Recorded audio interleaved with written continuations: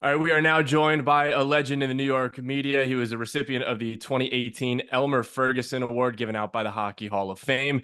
Began covering the Rangers in 1978 before leaving to be vice president of communications of the New Jersey Devils in 1982, then returning to the New York Post in 1993 before reclaiming his spot on the Rangers beat 3 years later, where he's been ever since. Welcome to Forever Blue Shirts, Larry Brooks. Larry, how are you doing today? I feel old. Oh my goodness. I'm Well, what good. made me Yeah, feel old was I'm good. having to sit up through last night's game against the San Jose Sharks. We might as well, while the iron's still hot, get after it. The most recent of disappointing performances for this team. If you went to bed after the second period, you woke up confused. I'm sure most people did after falling 3-2 to San Jose. They went 1-2-1 on the road trip. Just what do you make of this team's recent struggles? Well, they're kind of being caught at both ends where their bottom six just does not score, but they're only getting scoring at 5-on-5 from one one of their top two lines. So they're getting hit because they're not producing. The Zibanejad line is not producing 5-on-5, and they're getting hit because the bottom six is not producing 5-on-5, and they're not playing pristine enough hockey to win 2-1, except for the game they beat Washington a couple of weeks ago 2-1. Their power play is running a little dry. This is a perfect example of why teams just cannot be so dependent on specialty teams. You have to be able to play 5-on-5 because 48 to 50 minutes of a game are played 5-on-5. You can have the best PK, the best power play, which the Rangers had for a lot of the first couple of months of the season, but they're always streaky, always, and you have to have 5-on-5 to fall back on. They haven't, yeah, they just haven't played well enough for a fairly substantial stretch of time. It's been since the first week of December that the Rangers have been bouncing around, winning one, losing two, winning two, losing two. They haven't been particularly impressive for a couple of months. Well, you talk about a guy like Mika Zibanejad, and on paper, he's still at a point per game or so, but you watch him on the ice, you can very, very much tell that he's not the same guy that we've seen over the last couple of years. Are you worried about any struggles with him and Kreider as well this year? Am I worried? He has gone through stretches like this before. Mika's gone through stretches where his 5-on-5 production is down. One thing about Zibanejad is that when he is not scoring, he's generally playing pretty well away from the puck. And he is still this year. He does an awful lot. He covers up for Kreider a lot of the time, on the defensive side of the puck.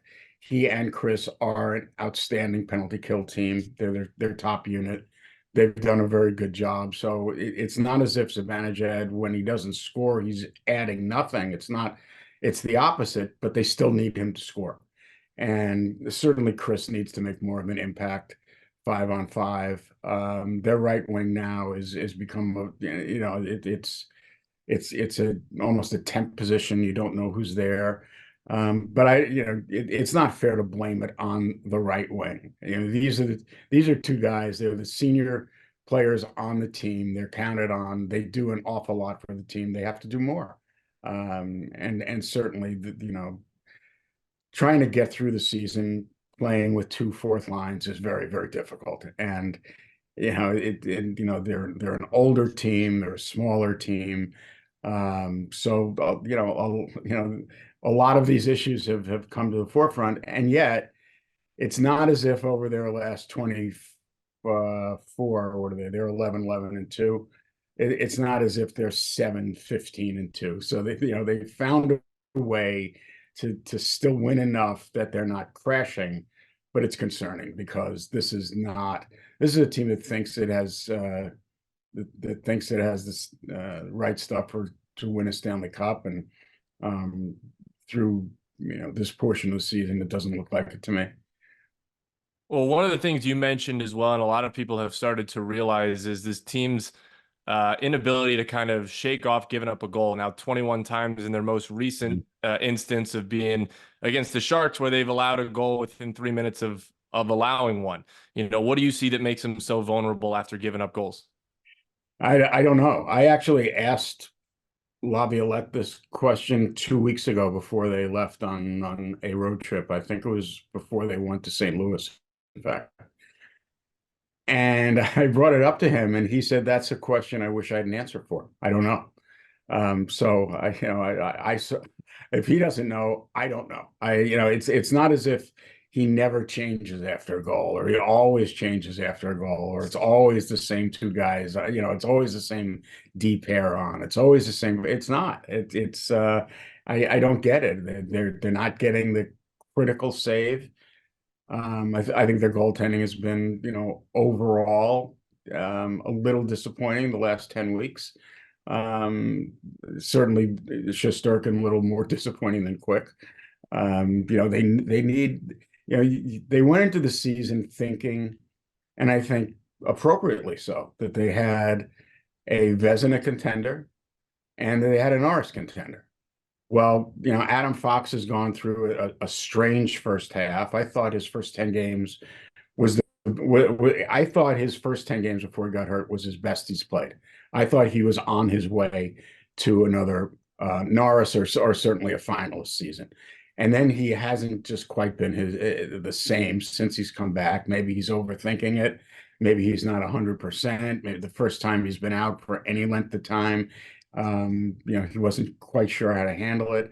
I don't know, but you go into the season with two pillars being your goaltender and your Norris Trophy candidate, and neither one has been quite where they need to be. And Shesterkin hasn't been close to where he's needed to be on a consistent level. He's had a lot of highs, but he's had too many downs. And so, this isn't a team that really can contend if they have a little better than average goaltending or average goaltending. The 2015 or the 2016 Rangers couldn't have done that if they had gotten it from Lundqvist. You go to a season with an expectation of excellence, and it just hasn't been quite that so far. It Well, wasn't you're quite that it wasn't quite that last year either for Shesterkin, and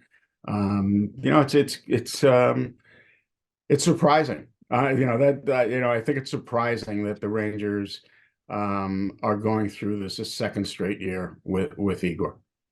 Well, you bring up the defense and goaltending, and through that first 23 game stretch where they were 18-4-1 and seemingly could do no wrong, 261 goals against, 920 save percentage. But since then, that's now a 24 game span, sub 900 save percentage and a 3.13 goals against. Just as a team, not even just the decor as a whole, but as a team and in net, what have you seen from their struggles? Why have they struggled the way that they have for the better part of a quarter season?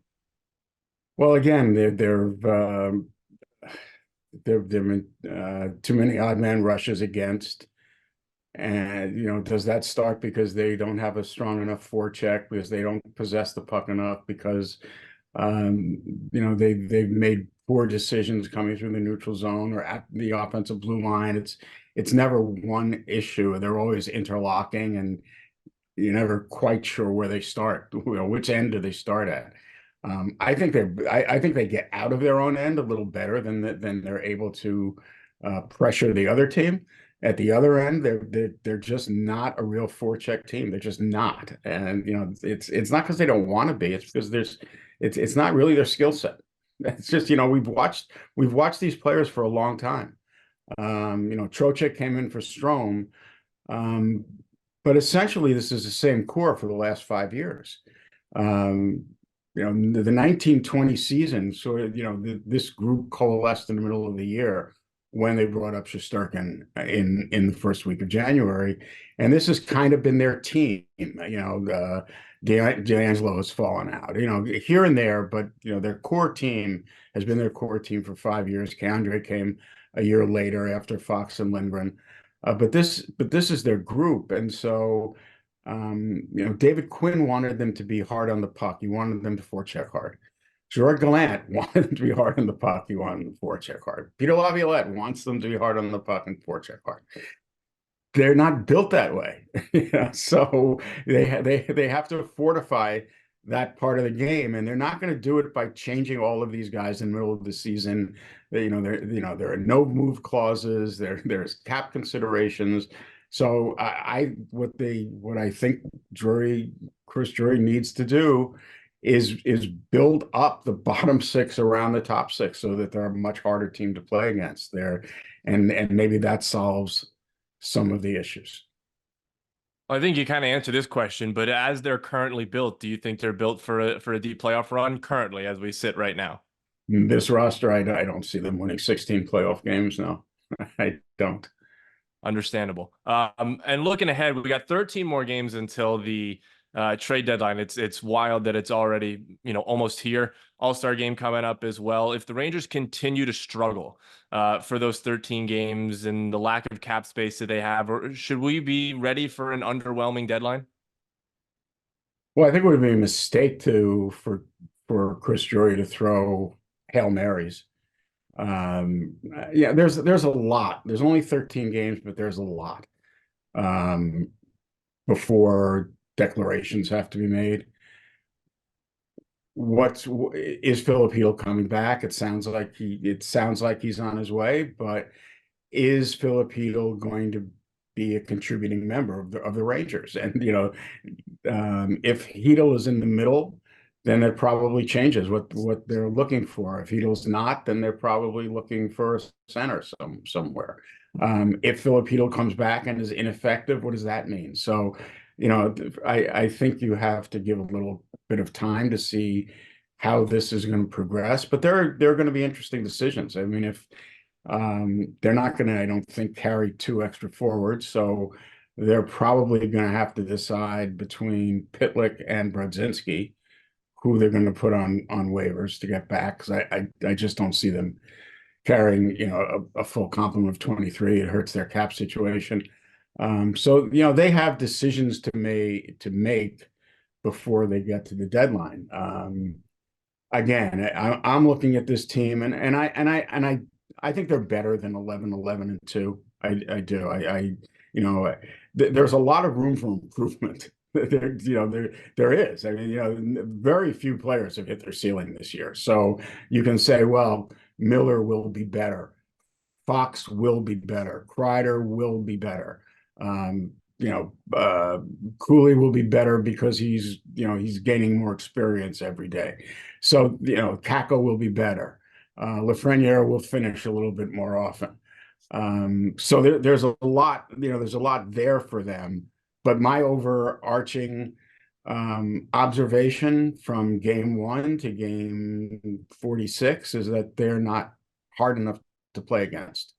And that's what I would be looking to fortify between now and the trade deadline. Get guys who can play. And I'm not talking about, the old time, thug. I'm talking about guys who can play, but who can get to the inside, who are going to get to the net, who are going to play in straight lines during the playoffs, who are going to stop the other team from getting to the net. And, I mean, you can look back to 2 years ago. The reason they lost to Tampa is they couldn't get to the net, and they couldn't stop Tampa from barreling into Shesterkin anytime they wanted, and that's where those final 4 games were lost. The Rangers could not score. They just couldn't score because they couldn't get to the inside, because they couldn't score the kinds of goals they like to score from game 1 of the regular season. It's not so easy, and they won 2 rounds. They won the first 2 games, but even that team couldn't get the third win, right? So, that's what I look at, and I just think they need to become a much more physical team. I'm glad you mentioned the type of player. Are there any players specifically, name-wise, that you'd like to see them go after, that maybe you've heard of as well? Yeah, there's not at this point. I'm looking for characteristics right now more than players in a couple of weeks. Maybe that list distills and get a better idea of where the cap is and what prices are going to be. Again, I don't see the Rangers being a player away that would merit a first rounder, that would merit one of their top prospects. I mean, certainly no one merits Offman. And, they're not going to start doing that. So and again, um, I'm not wild about moving a first rounder. They've moved a lot of them over the last, they've moved a lot of draft picks over the last few years. I know, the Andrew Copp trade was an interesting one because they objectively overpaid for Andrew Copp. And yet I look at that team, they got to the conference finals with Andrew Copp playing a pretty big role. He didn't have a great playoffs. He had a real good regular season for them after he came. And he did solidify kind of the Strome Panarin right wing. It was again, I mean, they've had issues on right wing for a long time, trying to fill in, fill in, fill in. And so even that team needed more net front presence, needed more strength on the back end to stop Tampa. So that's what I'm looking for. I'm looking for them to somehow bulk up, and because their talent guys are their talent guys, and they're fine, but they need to fortify the group around them. It's a tough way to go. It's a tough way to go. The Rangers could be adding from within come trade deadline. Is your colleague Molly Walker confirming a report from Emily Kaplan this week about Filip Chytil coming back to New York from Czechia after rehabbing? Any new information there? Any timetable possibly on a return, if there is one? No, I had written actually last week that after Philip had posted a picture on his Instagram account of him on the ice with his trainer and Yager, that it seemed to me that this was an indication that he was going to be back. But I don't know. I would think it's November 2nd. We're coming up on 3 months.